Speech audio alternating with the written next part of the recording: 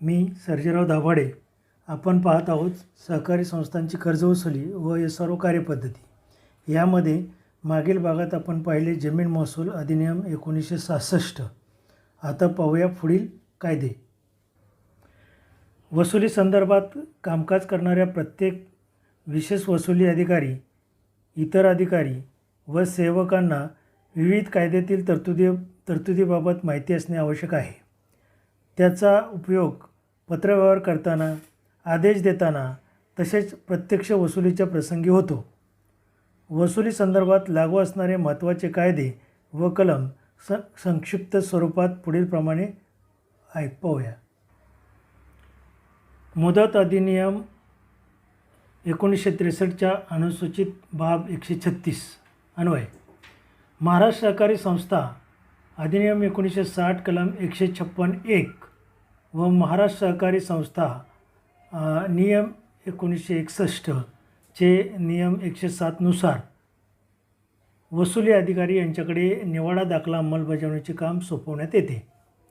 वसुली व विक्री अधिकारी वसुली प्रकरणांचे आदेश देताना मुदत अधिनियम 1963च्या अनुसूचित बाब 136च्या प्रयोजनाकरता दिवाणी न्यायालय असल्याचे समजण्यात येते. महाराष्ट्र सहकारी संस्था अधिनियम 1960 चे कलम 161 व भारतीय दंड संहिता 1860 चे कलम 21 नुसार वसुली अधिकारी लोकसेवक असून लोकसेवक या नात्याने कर्तव्य पार पाडण्यास मुक्त करावयाचा अधिकार त्यास आहे. मुदतीचा कायदा. मुदतीची मर्यादा म्हणजे ज्या काळात त्या कागदपत्राची वैधानिकता चालू राहील व त्यावरून कायदेशीर हक्क प्रस्थापित करता येईल असा कालावधी होय, म्हणजे मुदतीचा कायदा. या दृष्टीने खालील बाबी लक्षात ठेवणे आवश्यक आहे. पहिली बाब आहे, कर्जाच्या तारणात घेतलेल्या सर्व कागदपत्रांना मुदतीचे बंधन लागू होते. कागदपत्रांना मुदतीचे बंधन लागू होते. जर कर्जास मान्यता घेतली नाही किंवा नूतनीकरण केले नाही तर कागदपत्राची मुदत त्याच्या एक्झिक्युशनपासून 3 वर्षांनी संपते. दुसरा आहे, जर कर्ज मान्यता घेतली नसेल तर त्या खात्यात भरलेल्या शेवटच्या रकमेच्या तारखेपासून 3 वर्षांनी ही मुदत संपते. वचनचिठ्ठीच्या बाबतीत 3 वर्षाची मुदत कर्ज देय तारखेपासून धरण्यात येते आणि मॉर्गेजच्या बाबतीत ही मर्यादा 12 वर्षाची असते. मात्र त्यासाठी घेतलेल्या वचनचिठ्ठीची मुदत ही मात्र 3 वर्षाची असल्याने त्यापूर्वी कबुलीपत्र घेणे हितावह असते. वचनचिठ्ठीची मुदत 3 वर्ष असल्याने एकतर कर्जामध्ये 3 वर्षात एकदा तरी पावती फाटली पाहिजे, अगर 3 वर्षात कर्जदाराचा एकदा तरी कबुली जबाब घेतलाच पाहिजे, तरच वचनचिठ्ठीची वैधता चालू राहते. पुढचा कायदा आहे civil procedure code 1908 code of civil procedure. दिवाणी प्रक्रिया संहिता 1908 सन 1908चा अधिनियम क्रमांक 5. त्यामध्ये कलम 53 वडिलार्जित मालमत्तेचे दायित्व मयत पूर्वजांचे कर्ज जर असेल तर कलम 50 व कलम 52च्या प्रयोजनार्थ ज्या बाबतीत हुकुमनामा काढण्यात आलेला असेल असे एखाद्या मयत पूर्वजांचे ऋण फेडण्यास हिंदू कायद्यानुसार दायी असलेली जी मालमत्ता त्याच्या मुलाच्या किंवा अन्य वंशजाच्या हाती असेल ती मालमत्ता ही मयताची कायदेशीर प्रतिनिधी म्हणून ज्याच्या मुलाच्या किंवा अन्य वंशजांच्या हाती आलेली मालमत्ता असल्याचे मानण्यात येईल. म्हणजे वडिलांचं कर्ज असेल तर मुलाच्या ताब्यामध्ये जर ती मालमत्ता आली असेल तर तो वंशज त्याच्या हाती आलेली जी मालमत्ता आहे वडिलांचं जेवढं कर्ज आहे त्याच्यासाठी ती लागू होईल. कलम 54 संपत्तीची वाटणी करणे किंवा हिस्सा तोडून देणे. संयुक्त मालकीची जर मालमत्ता असेल म्हणजे अविभक्त कुटुंबातील हिस्सा जिल्हाधिकारी यांच्यामार्फत घेणे. जर संयुक्त मालकीची जमीन असेल तर त्याचं ज्याच्या नावावर कर्ज आहे त्या कर्जदाराची मालमत्ता जप्त केल्यानंतर आपल्याला जिल्हाधिकाऱ्यामार्फत ती हिस्सा त्याचा तोडून आपल्याला मागता येईल. कलम 54 अन्वये. कलम 55 अटक करून स्थानबद्ध करणे. जर कर्जदारास जर मालमत्ता नसेल तर कर्जदाराला अटक करून निबंधकामार्फत परमिशन घेऊन कायदेशीर जिल्हाधिकाऱ्यामार्फत आपल्याला थकीत कर्जदारावर कारवाई करता येईल. कलम 56 पैशाच्या हुकुमनाम्याची अंमलबजावणी करताना स्त्रियांना अटक करण्यास किंवा स्थानबद्ध करण्यास मनाई आहे. कलम 60. आता कलम 60मध्ये दिवाणी प्रक्रिया संहिता म्हणजे सिव्हिल प्रोसिजर कोड 1908चं कलम 60 नुसार कोर्टाच्या आदेशानुसार जप्ती व विक्रीस पात्र ठरणारी मालमत्ता. यामध्ये कोणती जंगम वगैरे स्थावर मालमत्तेची जप्ती व विक्री करता येईल, तसेच कोणत्या मालमत्तेची विक्री करता येणार नाही याबाबतीत तपशील आहे. अशी जप्ती अथवा विक्री कोर्टाच्या आदेशाच्या अंमलबजावणीचा एक भाग असेल.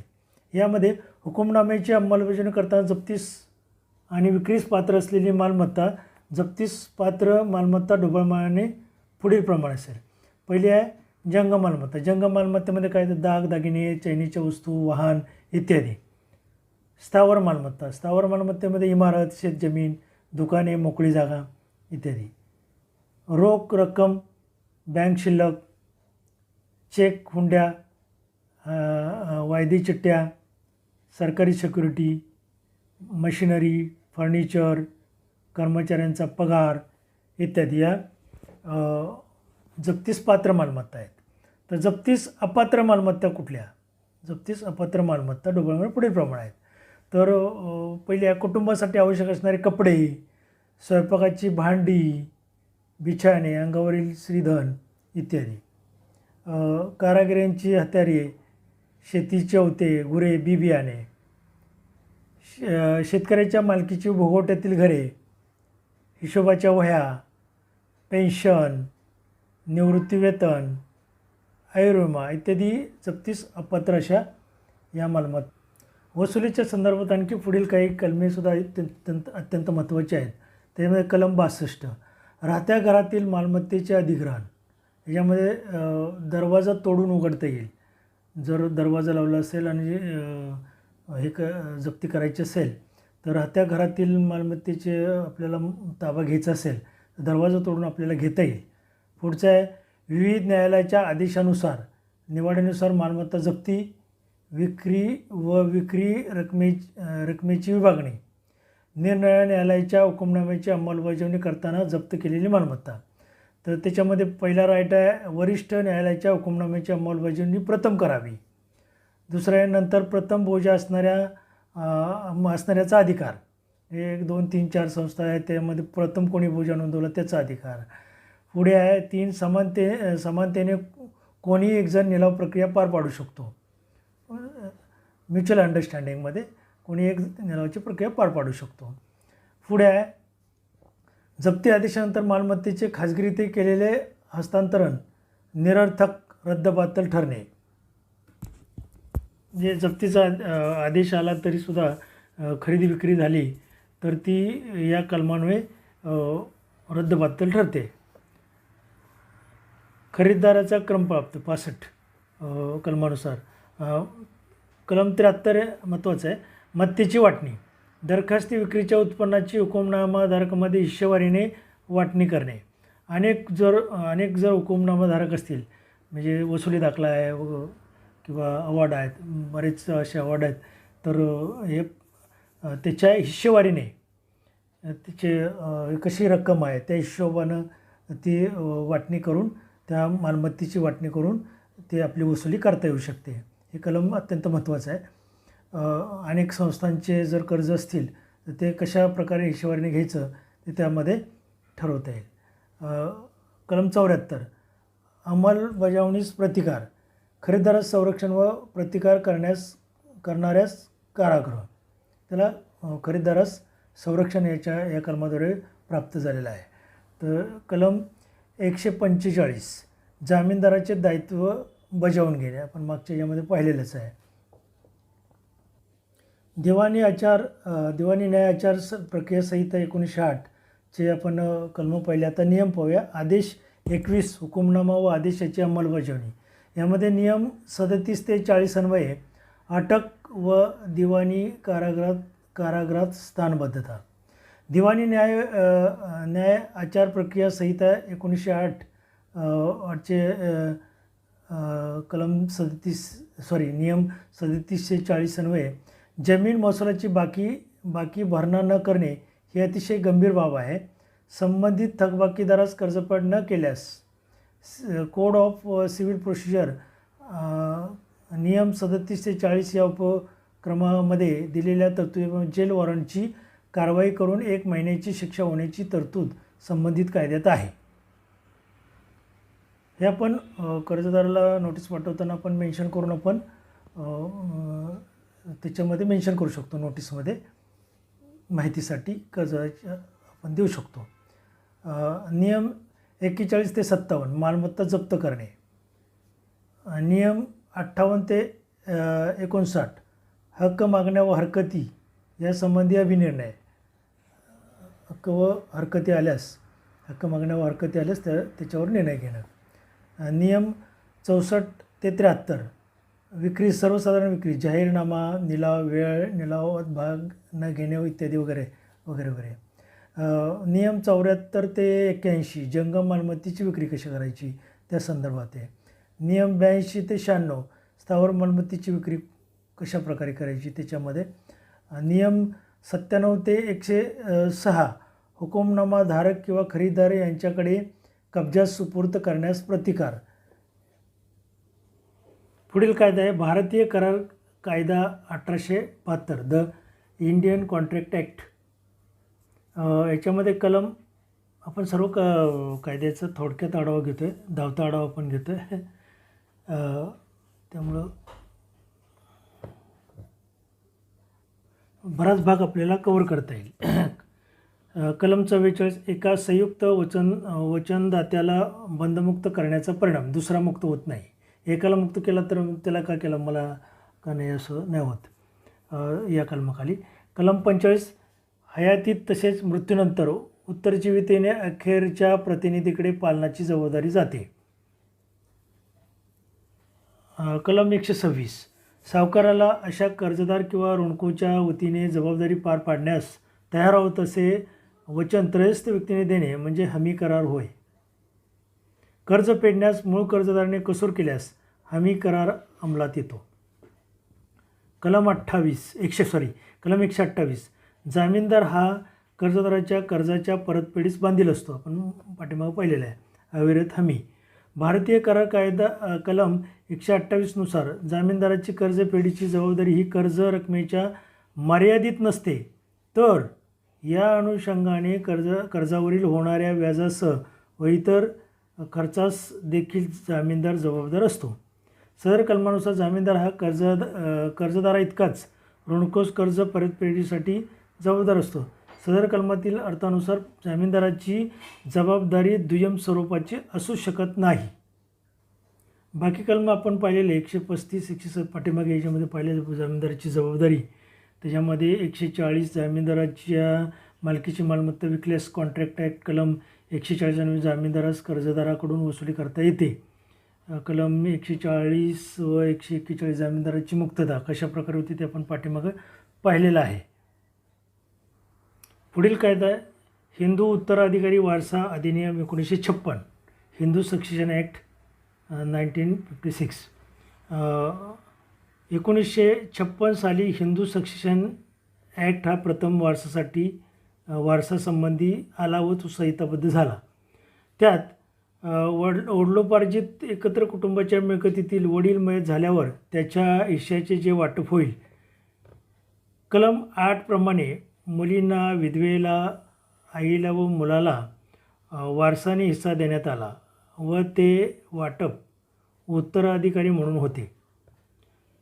पुढे हिंदू उत्तराधिकारी अधिनियम 1956 महाराष्ट्र राज्याला लागू करताना त्यामध्ये आणखी सुधारणा करण्यासाठी अधिनियम, त्यामध्ये हिंदू उत्तराधिकारी महाराष्ट्र सुधारणा अधिनियम 1994, the Hindu succession Maharashtra amendment act 1994. त्याच्यामध्ये कलम 29 क सहदायकी संपत्तीमध्ये कन्येला समान हक्क असणे. कन्येला जरी समान हक्क असलं त्याच्यामध्ये पुढील अट अशी आहे की ते 4मध्ये 29 क 4मध्ये हिंदू उत्तराधिकारी महाराष्ट्र सुधारणा अधिनियम 1994 याच्या प्रारंभीच्या दिनांकापूर्वी विवाह झालेल्या कन्येला हा कायदा लागू होणार नाही. पुढे हिंदू वारसा सुधारणा कायदा 2005, याच्यामध्ये वडील जिवंत असताना मुलाप्रमाणे मुलीसुद्धा आता वाटप करून मागू शकतात. तसेच वडिलांनी आजोबांनी घेतलेल्या कोणत्याही थकीत कर्जाची जबाबदारी कन्येवर असणार नाही. म्हणजे वाटप त्यात मागू शकतात परंतु वडिलांच्या आणि आजोबांच्या कर्जासाठी त्या जबाबदार असणार नाहीत. हिंदू उत्तराधिकारी अधिनियम 1956 मधील कलम 23च्या बदलासह केंद्र सरकारचा हिंदू वारसा सुधारणा कायदा 2005 या कायद्यातील कलम 14च्या तरतुदीप्रमाणे व कलम 96, कलम 14 हे स्त्रियांना लागू होते. हिंदू सक्सेशन ॲक्ट कलम 23 स्त्रीला वाटपामध्ये घर मागता येते. हिंदू पुरुष मयत झाला आणि त्याला इतर स्त्रिया वारस असतील तर त्या स्त्री वारसांना राहत्या घरामध्ये वाटप करून मागता येते. पुढे मुलींना वडिलोपार्जित मिळकतीत मुलाइतकाच समान हक्क असतो. हिंदू वारसा कायद्यातील नवीन दुरुस्ती 6/9/2005 प्रमाणे मुलीला हा जन्मताच, जसा मुलाला जन्मताच पहिला अधिकार होता तसा आता मुलींनाही देखील जन्मताच हिंदू एकत्र कुटुंबात हिस्सा येत असल्याने तिचा हिस्सा विकण्याचा अधिकार आहे. पुढील women's right to property act 1937 कलम 3(2). तो हक्क प्रथम विधवेला 1937 साली women's right to property act 1937 कलम 3(2) प्रमाणे आला. म्हणजे वाटप झाले तर तिला मुलाइतकाच हक्क मिळाला. Women's right to property act 1937 व हिंदू उत्तराधिकारी अधिनियम 1956 या कायद्यातील कलम 14च्या तरतुदीप्रमाणे व कलम 6 हिंदू स्त्रियांचा संपत्तीविषयक अधिकार 1937 हा अधिनियम अंमलात आल्यापासून मयताच्या मालमत्तेतील अधिकार व हिस्सा त्याच्या विधवा पत्नीकडे